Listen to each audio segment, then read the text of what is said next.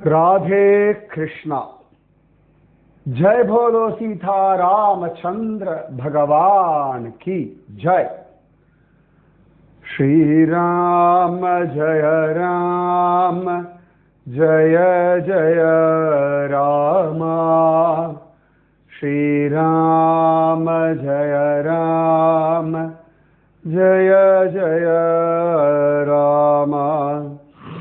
श्री राम जय राम जय जय राम।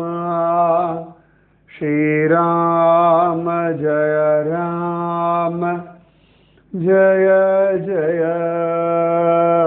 राम। जय बोलो सीता रामचंद्र भगवान की जय। जय बोलो राष्ट्रगुरु समर्थ रामदास स्वामी की जय। जय बोलो स्वराज्य सिंहासनाधिपति छत्रपति शिवाजी महाराज राजे की जय। जय हिंद, भारत माता की जय। மனிதர்களுடைய மனசு விசித்திரமானது, வினோதமானது. நாம அதை படிச்சுட்டே இருக்கணும், ஆலோசனை பண்ணிட்டே இருக்கணும், நம்மளை நாம நெறிப்படுத்தி கொண்டே இருக்கணும். இது வாழ்க்கையினுடைய ஒரு ரொட்டீன். எப்படி காத்தால எழுந்துக்கிறது, பல் தேய்க்கிறது, குளிக்கிறது, மலமூத்திர விசர்ஜனம் பண்றது அத்தியாவசியம் அப்படின்ற இதை விட்டு நீங்க இருக்க முடியாது. சரி, நான் காத்தால பல்லு தேய்ச்சி விட்டேன் அப்படின்றதுனால எனக்கு அடுத்த நாள் காத்தால அப்படியே சுத்தமா இருக்கும்னு அர்த்தம் இல்லை. டெய்லியே நான் பல் தேய்க்கணும். கரெக்டா? ஒரு தடவை குளிச்சாச்சுன்னா நான் சுத்தமாயிட்டேன் அர்த்தம் இல்லை. இப்போ எங்க ஊர் மாதிரி மெட்ராஸ் மாதிரிலாம் இருந்ததுன்னா அதே இருக்கும். 2 தடவை குளிச்சா கூட அப்பாடான்னு இருக்கும். அப்ப ஒரு தடவை குளிச்சுட்டு குளிக்க வேண்டிய அவசியம் இல்லை அப்படின்னு கிடையாது. சரி, மலமூத்திர விசர்ஜனம் போயாச்சு, இனி என் வாழ்க்கையில மலமூத்திர விசர்ஜனமே செய்ய மாட்டேன் அப்படின்னு யாரும் கிடையாது. சாப்பிட சாப்பிட சாப்பிட மலமூத்திர விசர்ஜனம் பண்ணித்தான் ஆகும். இதுவும் மனசும் ஒண்ணு. அதுக்காகவும் சுத்தப்படுத்தணும். எண்ணங்கள் வரும், ஆசைகள் வரும், அதுக்கப்புறமா வைராக்கியம் வரும். இந்த ஆசைகள், தேவையில்லாத எண்ணங்களை மலமூத்திரம் மாதிரி வெளியில தள்ளணும். திருப்பி வேற ஒண்ணு வரும், திரும்பி அது உட்காரும், திரும்பி அதை வெள்ள தள்ளணும். இங்க ஒரு தடவை நாமஜபம் பண்ணியாச்சு, கொஞ்சம் பக்தி பண்ணியாச்சு, பகவான் சரணாகதி அடைஞ்சாச்சுன்னா இனி என் மனதில் தேவையில்லாத எண்ணங்களே வராது. அப்படிலாம் கிடையாது. எல்லாம் வரும். வர வர வர வர அதை ஃபில்டர் பண்ணிட்டே இருக்கணும். ஒவ்வொரு லெவல்லையும் அது மாறுபடும். அவ்வளவுதான். ஸோ சில சந்தர்ப்பங்கள்ல நமக்கு அனுபவம் ஒரு சின்ன குழந்தையா இருக்கும் பொழுது சில விஷயங்கள் பிடிச்சு சாப்பிடுவோம். அதுக்கப்புறமா நமக்கு ஒரு அன்ஈசினஸ் வர ஆரம்பிக்கும். அதன் பிறகு நாம கண்டுபிடிச்சிருவோம், எனக்கு இந்த பதார்த்தங்கள்லாம் உடம்புக்கு ஒத்துக்கிறது இல்லை. சில பேருக்குலாம் அந்த தோசை சாப்பிட்டா தொண்டை கரிக்கும். அது என்னன்னே புரியாது. கொஞ்ச நாள் கழிச்சு தான், தோசை சாப்பிடும்போதுலாம் தொண்டை கரிக்கிறதுன்னு வார்த்தை கூட தெரியாது. என்னமோ பண்றதுன்னு. அப்ப அனுபவத்துல அப்ப இனிமேல் ராத்திரி தோசை சாப்பிட வேண்டாம் அப்படி சில பேருக்கு வாயு கொள்ளும் சில பதார்த்தங்கள். நமக்கே உடம்பை பத்தி ஒரு அனுபவம் உண்டாக அல்ல அறிவு உண்டாக நாம் அதெல்லாம் குறைச்சுவோம். அதே மாதிரிதான் மனசுலையும் பலவிதமான எண்ணங்கள் வரும். அந்த எண்ணங்கள் நல்லது கெட்டது, சரி தப்பு, பாவம் புண்ணியம் எல்லாம் வரும். ஒவ்வொன்னா ஃபில்டர் ஆகி சிலதெல்லாம் ஆரம்பத்தை இந்த எண்ணத்துக்கு நான் போகப்படாது, இதை நான் பைத்தியக்காரத்தனம் பண்றது அப்புறமா ஃபீல் பண்ணிடுவோம். கரெக்டா மாத்திடுவோம். சில எண்ணங்கள் ஸ்ட்ராங்கா இருக்கும், கொஞ்சம் கொஞ்சமா மாறும். ஸோ இந்த வாழ்க்கை உங்கள் மனதை அடிப்படையாக கொண்டது. உங்க மனது வெயிலையும் கொண்டாடலாம், குளிரையும் கொண்டாடலாம், குயிலையும் கொண்டாடலாம், கூட்டத்தையும் கொண்டாடலாம். ரெண்டுமே உண்டு. அப்ப யாருமே சொல்ல கூட்டமே பிடிக்காதுன்னு. அவள் வேண்டிய கூட்டம் இருந்தால் பிடிக்கத்தான் செய்யும். எனக்கு ஏகாந்தம் தான் பிடிக்கும் அப்படின்னுவா. எல்லாம் தொந்தரவு பண்ணாலும் இப்போ ஏகாந்தம் சுகமா இருக்கும். ஸோ மனசு தான் காரணம்.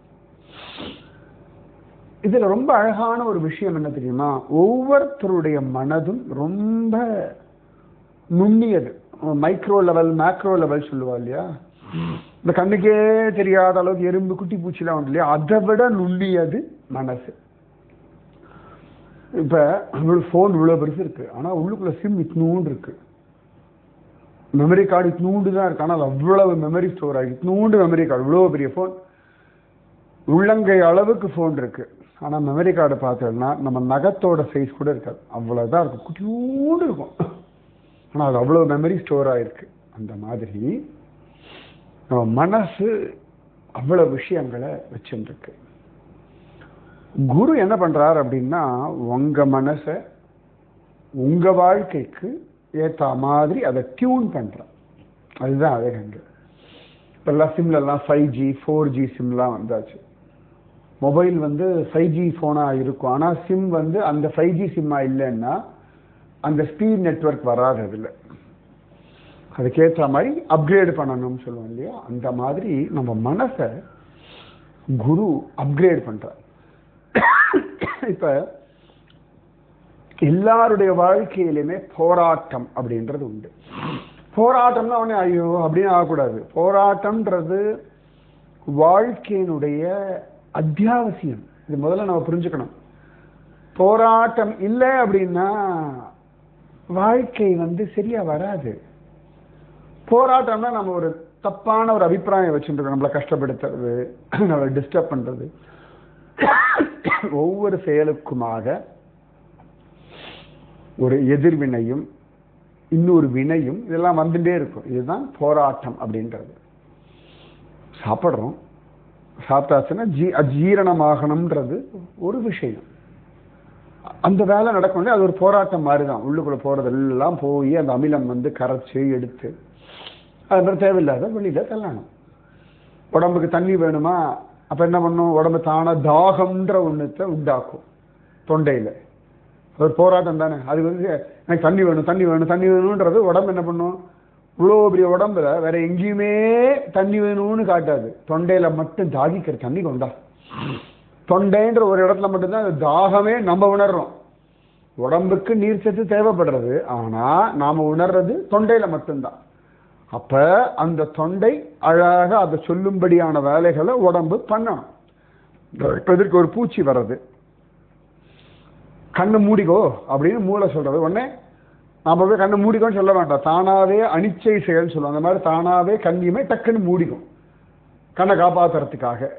அந்த மாதிரி அவ்வளவு அழகா இது எல்லாமே ஒரு செயலினுடைய தொடர்ச்சி தான். ஒவ்வொரு செயல்களுடைய வினைகள் தான். அப்படி எல்லாம் இப்ப இந்த உடம்புல ரத்த வெள்ள அணுக்கள் சிவப்பணுக்கள்னு ஒன்று உண்டு, ரெண்டு உண்டு. இந்த ஒயிட் பிளட் செல்ஸ் இருக்கு இல்லையா, வெள்ளை அணுக்கள், அது இப்படி உடம்ப சுத்திட்டே இருக்கும். யாராவது புதுசா உள்ள நுழைஞ்சிருக்காளா, ஏதான வியாதிக்கான வைரஸ் வந்திருக்கா, இப்படிங்க செக் பண்ணிட்டே இருக்கும், ஸ்கேன் பண்ணிட்டே இருக்கும். எப்படி ஏர்போர்ட் இங்கெல்லாம் ஒரு ஸ்கேனிங் வச்சிருப்பா இல்லையா, அந்த மாதிரி அது ஸ்கேன் பண்ணிட்டே இருக்கு. யாரா இன்ட்ரூடர் வந்திருக்காளா வந்திருக்காளா வந்திருக்காளா. அந்த வேலை அது பண்றது இல்லையா, அது பண்ணிட்டே இருந்தா தான் உடம்பு என்ன இருக்கும். அது சொல்லிட்டே இருக்கும் மூளைக்கு விஷயங்கள். அப்ப எல்லாமே ஒரு போராட்டம் போல. போராட்டம்னா சண்டை சச்சரவு ஆர்ப்பாட்டம் குழப்பம் அப்படின்னு அர்த்தம் இல்லை. முதல்ல என்ன புரிஞ்சுக்கோங்க, ஒரு செயல் அதனுடைய வினை, இது ரெண்டுமே தான் போராட்டத்துல சேரும். இப்போ எறும்புக்கு அதனுடைய வாழ்க்கைக்கு தகுந்தா போல தேவைகள் இருக்கு. அதுக்கு பெருசா ஒரு கரும்பு தோட்டம்லாம் வேண்டாம், ஒரே ஒரு ஸ்பூன் சர்க்கரை போதும், எறும்புக்கு சுகமா வாழ்ந்துடும். அப்ப அந்த எறும்புக்கு அந்த சர்க்கரையை எடுத்துட்டு போய் தன்னுடைய புத்துல வைக்கிற அறிவு இருந்தா போதும். அது கரும்பு தோட்டத்தை இமேஜின் பண்ணி, நான் ஒரு 100 ஏக்கர் கரும்பு தோட்டம் இருந்தா என் பரம்பரையே உட்காந்து சாப்பிடும், அதெல்லாம் முடியாது. ஒரு கரும்பு இருந்தாலே அவ்வளவு வரும் அதுக்கு. அது லெவல்ல அது வாழ்ந்தா போதும். குரு என்ன பண்றாருன்னா, நம்ம லெவல்ல நாம வாழறதுக்கு நம்மளை தயார் பண்றார். நம்ம மனசை நம்முடைய வாழ்க்கையான வாழ்க்கையில் வரக்கூடிய சவால்கள் இதை சமாளிக்கிறதுக்கு நம்மளை தயார் பண்றோம். கொசு இருக்கு, கொசுக்கு என்ன போராட்டம் இருக்கும்? இந்த கொசு அடிக்கிற பேட்டு, அப்புறமா இந்த கொசு மருந்து, அப்புறமா கொசு வலை, இதெல்லாம் போராட்டம் இருக்கு. இதெல்லாம் தாண்டி தான் அது ரத்தத்தை குடிக்கணும். சத்தியமா இந்த ஒரு சேலஞ்சஸ் ஒரு யானைக்கு புரியாது. யானை எல்லாத்தையும் முட்டி மோதின்னு போயிட்டு இருக்கும். இந்த இத்தினூண்டு லெவல் ஆஃப் ஒரு போர், அதற்கான ஒரு போராட்டம் சத்தியமா இதுக்கு தெரியாது, யானைக்கு தெரியாது. இப்ப யானைக்கு தகுந்த மாதிரி விஷயங்கள், பூனைக்கு தகுந்த மாதிரி விஷயங்கள், கொசுவுக்கு தகுந்த மாதிரி விஷயங்கள். நம்ம வாழ்க்கையிலையும் குரு நம்மளை இப்படிதான் ட்ரெயின் பண்றார். சில சமயங்கள்ல நம்மளே சில விஷயத்துல யானையா இருக்கும், சில விஷயத்துல பூனையா இருக்கும், சில விஷயத்துல கொசுவா இருப்போம். கொசு விஷயத்துக்கு போய் யானை பலத்தை யூஸ் பண்ணக்கூடாது. பல சந்தர்ப்பங்கள் நம்ம அப்படிதான் பண்ணுவோம். யானை பலம் கொண்டு யார்கிட்டயே சண்டை போட்டு இருக்கும். அதெல்லாம் சண்டையே போடக்கூடாது, ஒதுக்கிட்டு போயிட்டே இருக்கணும். சில விஷயங்கள்ல யானை மாதிரி சண்டை போடணும், நம்ம கொசு மாதிரி ஒதுங்கப்படாது. இது ரெண்டுமே நாம கற்றுக்கொள்ளணும். சத்ரபதி சிவாஜிக்கு பலவிதமா சொல்லி தரார் இல்லையா சமர்த்த ராமதாஸ். நம்ம அன்னி கூட சொன்னோம், நான் தான் உலகத்தை ரட்சிக்க கூடியவன் அப்படின்னு நினைக்கும் பொழுது கல்லுக்குள்ள இருக்கக்கூடிய தேரைக்கு பகவான் தான் நடத்துறான். அதே சமர்த்த ராமதாசர் தான் சொல்றார், அவனுக்கு புரிய வைக்கிறார். அதே சமர்த்த ராமதாசர் தான் சத்ரபதி சிவாஜியினுடைய ராஜ்ய பட்டாபிஷேக சமயத்துல அழகா ராய்கட் பார்த்து ஜோரா ஒரு ராஜாவுக்கு பண்ணக்கூடிய ஒரு முஜ்ரா வைக்கிறார். அவ்வளவுதான். அப்ப அவன் சத்ரபதி ஆயிட்டான், சந்தோஷம். இப்ப இவனுக்கு தவிர அகம்பாவம் வருது, உடனே மாத்தணும். ஸோ குரு இந்த ரெண்டு விதமான விஷயங்களை மாத்தி மாத்தி மாத்தி மாத்தி நம்ம வாழ்க்கையில ஒரு தெளிவை கொடுத்துட்டு இருக்கார். நாம நினைச்சுக்கிறோம் ஏன் குழப்பறாரு, அப்ப அப்படி பண்ணாரு, இப்ப ஏன் இப்படி பண்றாருன்னா, அப்ப உங்க மனசு அப்படி இருந்தது, அப்ப உங்கள் தேவை அப்படி இருந்தது, அப்ப உங்கள் வாழ்க்கை அப்படி இருந்தது. இப்ப உங்க மனசு, இப்ப உங்க தேவை, இப்ப உங்கள் வாழ்க்கை மாறிண்டே இருக்கு இல்லையா? இப்ப தரையில ஒருத்தன் நின்றுட்டு இருக்கான், ஓடிட்டு இருக்கான், எல்லாம் பண்ணிட்டு இருக்கான். ஒரு குழந்தை இருக்கு வச்சுக்கோங்க, தரையில் அழகா ஓடி ஆடி விளையாடிட்டு இருக்கு கடற்கரையில, அம்மா வேடிக்கை பார்த்துட்டு இருப்பா. திடீர்னு அது தண்ணியை நோக்கி உடனே அம்மா ஓடி போய் பிடிச்சு தடுத்து நிறுத்துவார். ஏன்னா அதுக்கு நீச்சல் தெரியாது, சமுதிரத்தில் ஆடினா வெள்ள வர தெரியாது, ஆனா ஆசையில ஓடும். அம்மா அதை பிடிச்சு இழுப்பா.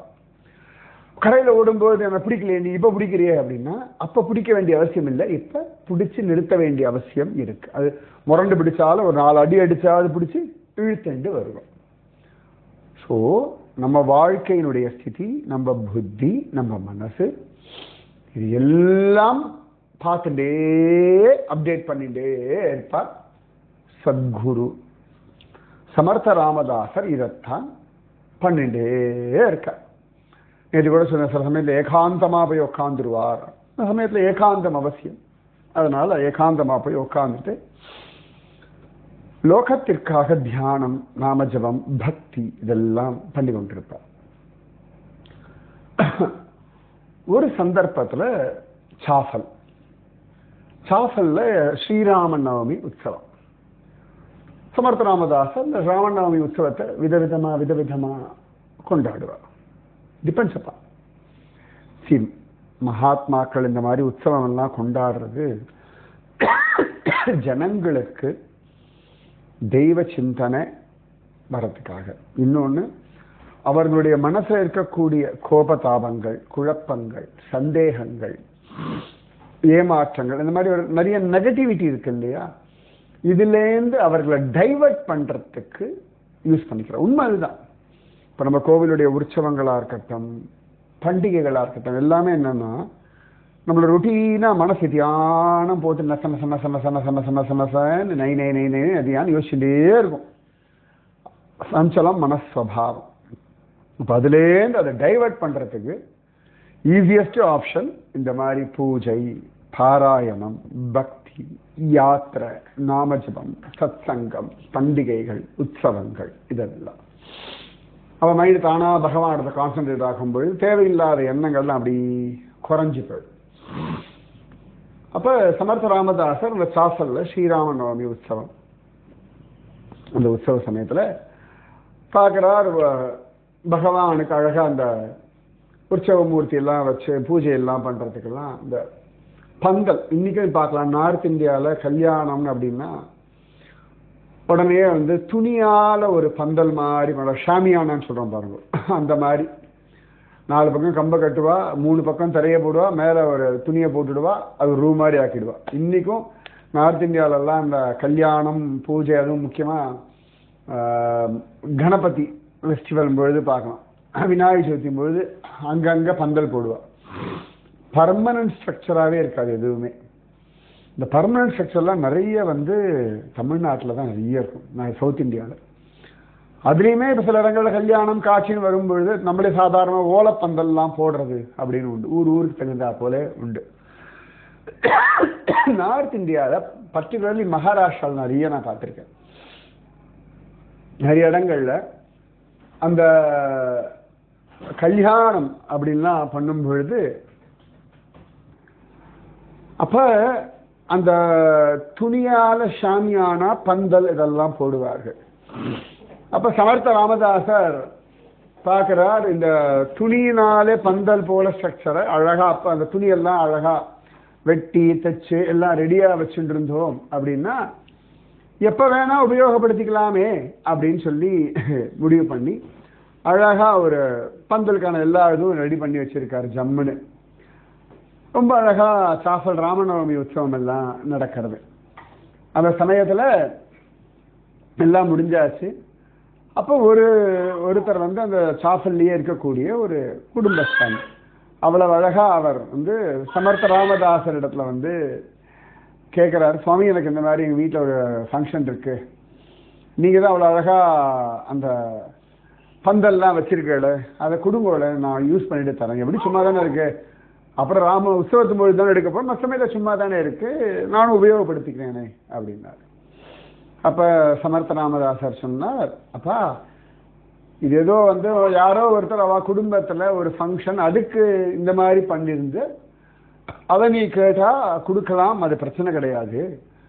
ஆனா இது ராமனுக்காக பண்ணதுப்பா, அதனால ராமனுடைய உற்சவம் கோவில் உற்சவம் அந்த மாதிரி விஷயத்துக்கு மட்டும்தான் நாம் அதை உபயோகப்படுத்தணும், நம்மளுடைய குடும்ப விஷயத்துக்கெல்லாம் உபயோகப்படுத்தப்படாதுப்பா, அது நியாயம் இல்லை அப்படின்றார். அந்த குடும்பஸ்தன் அதை கேட்கறதாவே இல்லை. அவர் சொல்றார், என்ன சுவாமி இப்படி சொல்றாரு, ராமனே குடும்பஸ்தன் தானே, ராமனுக்கும் குடும்பம் உண்டு, அதனால அந்த ராமன் ஒரு குடும்பத்துல நம்ம குடும்பத்துல ஒருத்தன் தானே நீங்க சொல்லுவேன். இந்த சமத்ராமதாஸ் சொல்றாரு, அவர் திரும்பி சொல்றார், ராமன் வந்து குடும்பத்துல ஒருத்தன் தானே, நம்ம குடும்பத்துல ஒருத்தன் தானே, அப்ப நம்ம குடும்பத்து விஷயத்துக்கு ராமன் உபயோகப்படுத்தினா ராமன் ஒன்றும் கோச்சிக்க மாட்டான், ராமன் சந்தோஷம்தான் படுவான், நீங்க மட்டும் ஒத்துண்டா போதும் அப்படின்னு சொல்லி அவர் சொன்ன விஷயங்களையே திரும்ப எல்லாம் சொல்லிட்டு இருக்கார்.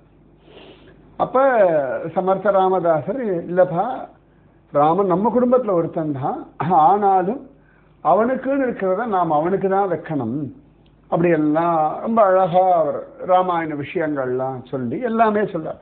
இப்ப ராமன் காட்டுக்கு போனான், பட்டாபிஷேகம் பண்ணிக்க சொன்னான், ஆனா பரதன் பட்டாபிஷேகம் பண்ணிக்கொள்ளல, கிரீடத்தை கூட தலையில வச்சுக்கவே இல்லை, ராமன் தான் என்ன ராஜ்ய பட்டாபிஷேகம் பண்ண சொல்லிட்டாரு, நான் பண்ணிக்கிறேன் அப்படின்னு அது இறங்கல, ராமனுக்காகவே அந்த கிரீடம் காத்துட்டு இருந்தது, அப்படி எல்லாம் சொல்றாரு. ஆனா இந்த குடும்பஸ்தன் திரும்ப திரும்ப தன்னுடைய பாயிண்ட் ஆஃப் வியூன்னு சொல்லிட்டு உட்காந்துட்டு அவருக்கு அந்த பந்தல் பிடிச்சிருக்கு, அந்த பந்தல்ல தன் வீட்டு ஃபங்க்ஷன் நடத்தணும் அப்படின்றதுக்காக என்னெல்லாமோ சொல்லிட்டு இருந்தார். ஒரு ஸ்டேஜுக்கு மேல சமர்த்த ராமதாசர் பார்த்தா இவர் சொன்னா கேட்கிற மாதிரி இல்லை, சில விஷயங்கள் அனுபவத்துல தான் புரிந்து கொள்ளணும் அப்படின்னு அழகா தீர்மானிக்கிறார். ஏன்னா எப்பொழுதெல்லாம் மனுஷா வந்து சொல்றதை கேட்கலையோ அப்ப அனுபவம் தான் பெரிய குரு, அனுபவம் தான் அவளுக்கு விஷயத்தை சொல்லி கொடுக்கும். அப்ப அந்த அனுபவம் ரொம்ப வசதி. ஏன்னா பல புஸ்தகங்கள் படிச்சு கற்றுக்கொள்ளாதது, பல பேர் சொல்லி புரியாதது, அனுபவம் ரொம்ப அழகா புரிய வச்சிடும். அந்த அனுபவம் ரொம்ப விசேஷமானது வாழ்க்கையில. இந்த அனுபவம் நமக்கு இன்னி வரைக்கும் நம்ம வாழ்க்கையில நமக்கு எல்லாம் கொடுக்கறது அந்த அனுபவம் தான். அந்த அனுபவத்துல ஒரு விஷயம் புரிஞ்சுக்கிட்டோம் அப்படின்னா நிஜமாவே லைஃப் டைமா அது வந்து கூடவே இருந்துட்டு இருக்கும். அதனால அந்த அனுபவத்துக்காகவே ரொம்ப அழகா சமர்த்த ராமதாசர் சொல்றார். குருஜி அம்மா விஷயத்துல பல இடங்கள்ல பல சந்தர்ப்பங்கள் நான் பார்த்துப்பேன். நம்ம சொல் பேசி கேட்காம நம்ம திருப்பி திருப்பி திருப்பி ஆர்கியூ பண்ணிட்டே இருந்தோம்னா சரி பண்ணு ஓகே அப்படின்னு போயிடுவா. நம்ம என்ன சொல்லுவோம், நம்ம பேசி குருஜி அம்மா கன்வின்ஸ் பண்ணிட்டோம், அதுக்கப்புறமா தான் விளங்கும். அது வரைக்கும் ஒன்றும் புரியாது மண்டைக்குள்ள. அதாவது நம்ம சாதிச்சிட்டோம். எப்பவுமே மனுஷாளுக்கு என்னன்னா நாம பேசுறது நாம சொல்றது அது சாதிச்சிடணும், அதை ஒத்துக்க வைக்கணும், எல்லாரும் கன்வின்ஸ் பண்ணணும். மற்றவா கன்வின்ஸ் ஆகிட்டோம் நம்ம ஜெயிச்சிட்டோம். இதுதான் நம்மளுடைய அபிப்பிராயம். குரு விஷயத்துல இது கிடையாது. குரு சரி அப்படின்னு சொல்லிட்டாருன்னா சரி அவ்வளவுதான் அப்படின்னு போயிடா, அவ்வளவுதான். அதுக்கு மேல உட்கார்ந்து அதுல நேரத்தையும் எனர்ஜியையும் வேஸ்ட் பண்ண மாட்டோம், அவசியம் இல்லையே. சரி அனுபவத்துல தெரிந்து கொள்ளட்டும் வாழ்க்கையை அப்படின்னு சொல்லிட்டு. இது ஒன்னே சாபம் இல்லாட்டி கோபம் இல்லாட்டி வந்து அதெல்லாம் ஒன்றும் கிடையாது. சரி சில விஷயங்கள் அவளை புரிஞ்சுக்கட்டும், அவ்வளோ போ உனக்கு பட்டாதான் தெரியும். உனக்கு பட்டாதான் தெரியும், நான் சொன்னா புரியாது, அந்த எல்லாம் கிடையவே கிடையாது. சொல்றோம் கேட்டுக்கல புரிஞ்சுக்கல சரி அவ எப்படியாவது தெரிஞ்சுக்கணும். சொல்லி தெரிஞ்சுக்கலையா தானா தெரிஞ்சுப்பா, அவ்வளவுதான் வித்தியாசம். இதுல வந்து உனக்கு நான் சாபம் கொடுத்துட்டேன் நீ பட்டு தெரிஞ்சுக்கோ, அந்த மைண்ட் செட் எல்லாம் கிடையவே கிடையாது. சாதாரணமா விட்டுடுவா. சில விஷயங்கள் அனுபவம் சொல்லி தரும் பாருங்க. இப்ப பக்தியே அனுபவம் தானே. நாமஜபம் பண்ணா நன்னா இருக்கும்னு சொல்லலாம். நாமஜபம் பண்ணி நன்னா இருக்குன்னு அனுபவிச்சாதான் நீங்க ஒத்துப்பேன். நான் பாட்டு சொல்லிகிட்டே இருக்கலாம், பக்தி பண்ணா அப்படி இருக்கும், நாமஜபம் பண்ணா அப்படி இருக்கும், பகவத் தியானம் பண்ணா அப்படி இருக்கும், பகவான்கிட்ட மனசு கொடுத்தா அப்படி இருக்கும், பகவான்கிட்ட பிரச்சனையை ஒப்படைச்சா சுகமா இருக்கும், எல்லாம் சொல்லலாம். அது நீங்க பிராக்டிக்கலா பண்ணி அனுபவிக்கும் பொழுது மட்டும்தான் ஆமா அப்படின்னு ஒத்துக்கவும் முடியும், அந்த விஷயத்துல ஃபர்தரா ப்ரொசீட் பண்ணவும் முடியும். அப்ப எப்படி அந்த பக்தி எல்லாம் பண்ணுங்கோ நாமஜபம் பண்ணுங்கோ நீங்களா உணர்ந்துக்கோங்கன்றது வரமா சாபமா? நீ அனுபவிச்சிரு, அப்பதான் அது புரியும்னு அர்த்தம். இப்ப எல்லாம் ஹிமாலயாஸ்க்கு வருவா, நான் சொல்லுவேன் அது ஹிமாலயஸே வந்தாலும் ஹிமாலயஸ் தான் மனசு சுற்றிட்டு இருக்கும். ஹிமாலயாஸ்க்கு வருவா, நான் சொல்லுவேன் இந்த மாதிரி தெர்மல் வேர்லாம் வாங்கிக்கோங்க, ஜெர்கின் வச்சுக்கோங்க, தலையில குல்லா போட்டுக்கோங்க, க்ளவுஸ் வச்சுக்கோங்க, காலில் சாக்ஸ் வச்சுக்கோங்க, காதில் பஞ்சு வச்சுக்கோங்க, எல்லாம் சொல்லுவோம். எல்லாம் மண்டைய ஆட்டுவா. யாத்திரை போகும்போது குரூப்ல எல்லாம் போடுவோம். ஏர்போர்ட்ல போய் கேட்டாச்சுன்னா அதெல்லாம் எனக்கெல்லாம் தாங்கும் குருஜி, ஒரு சொட்டரை 2 சொட்டரா போட்டுப்பேன், ஒன்றும் பிரச்சனையே இல்லை, எதுக்கு அனாவசியமா? நான் சொன்னேன் உனக்கு ஹிமாலயாஸோட குளிர் தெரியுமா அப்படின்னு. நான் சொன்னேன் என்ன குளிர் தெரியும் உனக்கு அப்படின்னு. ஏசிலேயே மேக்சிமம் மினிமம் நம்ம போக முடியும் 16 டிகிரி மட்டும்தான் போக முடியும். பத்ரிகாசிரமம் கேதார்நாத்தில் தான் 0 டிகிரி -2 டிகிரி, நான் -3 டிகிரி வரைக்கும் பார்த்துருக்கேன். 1 டிகிரி நம்ம கற்பனை கூட பண்ணி பார்க்க முடியாது. இப்ப நம்ம ஊர்ல இருக்கவாள் 40-42 டிகிரி வெயில் தெரியும். துபாய் பக்கம் போனா 55 டிகிரி, கற்பனை கூட பண்ணி பார்க்கணும். நமக்கு அந்த சூடெல்லாம் என்னமோ பண்ணும், அங்க போனா மட்டும்தான் அது தெரியும். சில பேர் நான் ஏர்போர்ட்லயே சத்தம் போடுவேன், அவ்வளவு தூரம் சொன்னா என்ன பைத்தியக்காரனா நான்? விஷயம் தெரிஞ்சுதானே எழுதியிருக்கேன், அவ்வளவு வெயில் சொல்லியிருக்கேன் அப்படின்னு. அப்புறமா அப்பதான் ஒரு பயங்கரம் இருக்கு, அவ்வளவு தூரம் எழுதியிருப்போம் சொல்லியிருப்போம். அப்புறம் நான் சொல்லுவேன் சரி அங்க போய் பாருங்க, குளிர்த்தனா அங்கேயே வாங்கிக்கோங்க, அவ்வளவு. வேற என்ன சொல்ல முடியும் நானு? அதுக்கு மேலே வேற என்ன சொல்ல முடியும்? குளிர்னா தானே வாங்கி போட்டுப்பார்ல, அப்ப சொல்ல வேண்டாமே, உபன்யாசம் பண்ண வேண்டாமே, குளிரும் -3 டிகிரி தாங்காதுன்னு சொல்ல வேண்டாமே. குளிர்ல நின்னவன கிடுகிடு குடிச்சு கடை எங்க இருக்கு கேட்டு ஓடி போய் வாங்கிடுவா. எல்லாம் பல தடவை பார்த்துட்டேன். ஒவ்வொரு தடவையும் ஒவ்வொருத்தர் இப்படி ஏதான ஒரு இப்படி வரும், அதிமேதாதிகள்லாம் வரும்போது அப்படிலாம் பண்ணுவா. ரைட்டு. அந்த மாதிரி மலை ஏற்றம் ஹைக்கிங் ட்ரெக்கிங் எல்லாம் பண்ணோம்னா பொறுமையா நிதானமா சாதாரணமா ஏறுங்கோ, அவசரமா ஏறாதீங்கன்னு அதெல்லாம் கேட்க கடற்கரை சில பேர் ஏறுவா. இந்த மேரத்தான் ரேஸ்ல 100 மீட்டர் ரேஸ் மாதிரி சில பேர் ஓடும், குரு மேரத்தானுக்கு ரொம்ப தூரம் ஓடணும், நிதானமா ஓடணும். சில பேர் கடற்கரை வேகமா ஓடி முடிச்சோம், கொஞ்ச நேரத்துக்கு அப்புறம் நாக்கு தள்ளிடும். ஒரு மணி நேரம் ஓடுறதுக்கு 100 மீட்டர் ஸ்பீட்ல ஓடுற மாதிரி ஓடக்கூடாது. 100 மீட்டர் ஓடுறதுக்கு மட்டும்தான் ஸ்பீடு எடுக்கணும் ஒழிய மேரத்தான் 1 மணி நேரம் 4 மணி நேரம் ஓடணும், எல்லாத்தையும் ஒரே பிரெத் கண்ட்ரோல்ல போனா மட்டும்தான் நடக்கும். ட்ரெக்கிங் அந்த மாதிரி தான். அதனால அழகா அதை புரிஞ்சுக்கணும். அதனால சில சந்தர்ப்பங்கள்ல குரு அது நல்லா தெரியும், குருஜி மசலா சரி பண்ணு அவ்வளவுதான், இந்த டோன்லயே தெரியும். பின்னாடி அனுபவத்தை புரிஞ்சு வச்சுக்கோங்க. ஆரம்பத்தெல்லாம் புரியல, அப்பெல்லாம் தோணும் அம்மாவுக்கு கோவம், நம்ம அவளை கன்வின்ஸ் பண்ணது அம்மாவுக்கு தெரியல, நமக்கு அப்படி வந்து ஒரு தலையில ஒரு கொம்பு இல்லை, எல்லாம் வந்து காண்டாமிருக கொம்பு மாதிரி முளைக்கும். மூக்குக்கு மேலதான் ஒரு கொம்பு அந்த மாதிரி முளைக்கும். அதுக்கப்புறம் அந்த மூக்குல கொம்பு உடஞ்ச உடனேதான் புரியும் வாஸ்தவம் அப்படி. அனுபவம், நிஜமாவே அனுபவம் போல ஒரு சுகம் எதுவுமே கிடையாது. அது குருஜிமா விஷயம் நிறைய நான் பார்த்துருக்கேன். சில சமயம் நான் பார்த்து சொல்லிட்டே இருப்போம், அம்மா அப்படி கையில வலையில வச்சு இப்படி அந்த வலையில தான் ரொம்ப வருஷமா போட்டுட்டு இருப்பா. ஆனா அன்னைக்குன்னு பார்த்து வலையில இப்படியே சுத்திட்டு இருப்பா கையில போட்டுட்டு. நான் நினைச்சிருப்பேன் ஒருத்தன் எவ்வளவு சின்சியரா சொல்லிட்டு இருக்கோம், எவ்வளவு பெரிய விஷயத்த நான் நினைச்சிருப்பேன், எவ்வளவு பெரிய விஷயத்த நான் பேசிட்டு இருக்கேன். அது பார்க்காம என்னத்த கையில உட்காந்து வலையில சுத்தின்னு இருக்கா, கரெக்ட் அப்படின்னு நினைச்சுப்பேன். அப்புறமா இந்த நம்மள மாதிரி இள வயசு இருந்தா புரிஞ்சிருக்கும், வயசாயிடுச்சு இல்லையா இப்படி எல்லாம் தோணும் நமக்கு. இப்ப நமக்கு 50 நெருங்கும்போது புரியுது வாஸ்தவம் தான். நம்மளும் சில பேர் தானா கையில வளையல தான் நானும் சுத்திட்டு இருக்கேன், கையில இருக்க கடாத இல்லாட்டி மோதிரத்தை இப்படி பண்ணிட்டு இருப்பேன், இல்லாட்டி ரைட் அப்படின்னு சொல்லிட்டு இருப்பேன்.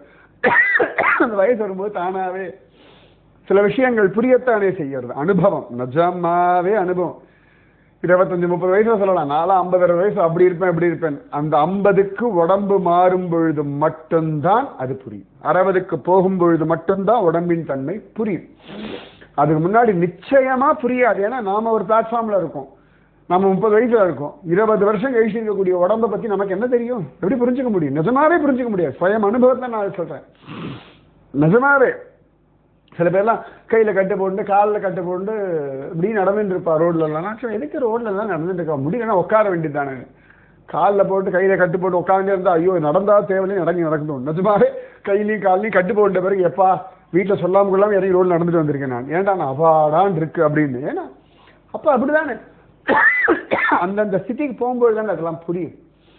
தன் தோலை கடிக்கும்போது தானே வலி தெரியும். அடுத்தவா தோலை கடிக்கும்போது என்ன வலின்னு அப்படி தெரியாது. குழந்தை நம்ம முடிஞ்சு தப்புன்னு ஒன்று வைக்கும், அது சந்தோஷத்துல இருக்கும். ஆனா நமக்கு இல்ல வலி, அதுக்கு தெரியாது. நம்ம தான் ஜாலியா என்ஜாய் பண்ணணும்னு நினைச்சுக்கோங்க. வலி வாங்கும்பொழுது நமக்கு தானே அது புரியும். அப்ப அத்தனை ஆச்சரியமானது இந்த அனுபவம். சமர்த்த ராமதாசர் சரின்னு விட்டுட்டார்.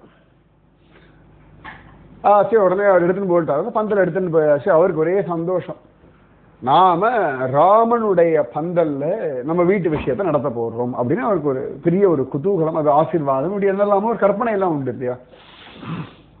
அது ஆசீர்வாதமா இல்லையான்னு அப்புறம் தானே புரியும். எல்லாம் ஃபங்க்ஷன் நடந்துட்டு இருக்கு, திடீர்னு அந்த பந்தல் தீ பிடிச்சுடுத்து. துணி வேற இல்லை, நடுங்கிட்டார் அவர். எதிர்பார்க்கவே இல்லை, காரணமே இல்லை, திடீர்னு தீ பிடிச்சுடுத்து. அதுக்கப்புறம் அவருக்கு புரிஞ்செடுத்து சமர்த்த ராமதாசர் காலில் வந்து விழுந்தார். சுவாமி இந்த மாதிரி தீ பிடிச்சு எடுத்து. அப்படியாப்பா, யாருக்கும் ஒன்றும் ஆகலை, இல்லை ஒன்றும் பிரச்சனை இல்லை, கவலைப்படாது, பந்தல் இல்லாமல் வேற இடத்துல உட்காந்து பண்ணு அப்படின்னுட்டா. அந்த வைதிக காரியம் ஆரம்பிச்சோன்னு பத்தின்னு. ஆனால் அவருக்கு ஒரு பெரிய ஷாக் அது. அப்புறம் தான் அவருக்கு புரிஞ்சது. அவர் சொன்னாரே காரணத்தோட தான் இருக்கும். அந்த நம்முடைய ஆசைகளை தாண்டி நம்முடைய நியாய தர்மங்களை தாண்டி குரு ஒரு விஷயம் சொல்றாருன்னா இது எதுக்கு சொல்றார் அப்படின்னு கொஞ்சம் நம்ம ஆலோசனை பண்ணோம் அப்படின்னா நமக்கு அது புரியும். உடனே சமர்த்த ராமதாசர் சாதாரணமா பேசினார், ஆசீர்வாதம் பண்ணார். அவர் திரும்ப திரும்ப அழுதார், சுவாமி நான் தெரியாம தப்பு. பரவாயில்லப்பா, அனுபவம் ஒரு விஷயம் சொல்றோம்னா எதுக்குன்னு ஆலோசனை பண்ணு. ஏதோ ஒரு காரணம் இல்லாம சொல்ல போறது கிடையாது, உனக்கு கொடுக்க கூடாதுன்னு ஒண்ணும் கிடையாது. நான் என்ன ஒருத்தர் கொடுக்க மாட்டேன்னு ஒன்றும் சொல்லலையே, அது ராமனுடைய விஷயம் வேண்டான்னு சொன்னேன், அவ்வளவுதான், மற்றபடி வேற ஒன்றும் கிடையாதப்பா அப்படின்னு ஒன்னே அவர் மனசுல சமாதானம் வந்தது. இது நம்ம இன்சிடென்ட் நம்ம சின்னதுதான், பட் அந்த அனுபவம் இருக்கு பாருங்க, அதுக்கு சொல்ல வரேன். உங்கள் வாழ்க்கை உங்கள் அனுபவம், அதற்கு குரு உங்களை பக்குவப்படுத்துறார். ஸோ ஒவ்வொருத்தர் வாழ்க்கையில் ஒவ்வொரு விதமான அனுபவம் இருக்கு. சில பேருக்கு 10லேருந்து 15 வயசு ரொம்ப பாடுபட்டிருப்பா. சில பேருக்கு 35 வயசு வரைக்கும் அந்த அனுபவமே தெரிஞ்சிருக்காது, அந்த கஷ்டம்னா என்னன்னே தெரியாது. அவளுக்கு போய் இந்த 10லேருந்து 15 கஷ்டப்பட்ட வாழ்க்கையினுடைய விஷயங்களை சொன்னா மண்டல உரைக்காது. ஹவுக்கம் அப்படின்னு. நிஜமாவே இந்த ஹிமாலயாஸ் போகும்பொழுதுனா குளிரை பத்தி தெரியாது.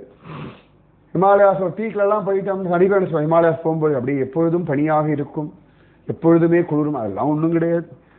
மலையடி வாரந்தெல்லாம் நல்லா குதிக்கும். ரிஷிகேஷ்லாம் சுகமாவே சுடு. ரிஷிகேஷ், தேவப்பிரயாக், ருத்ரப்பிரயாக் நன்னாவே சுடு.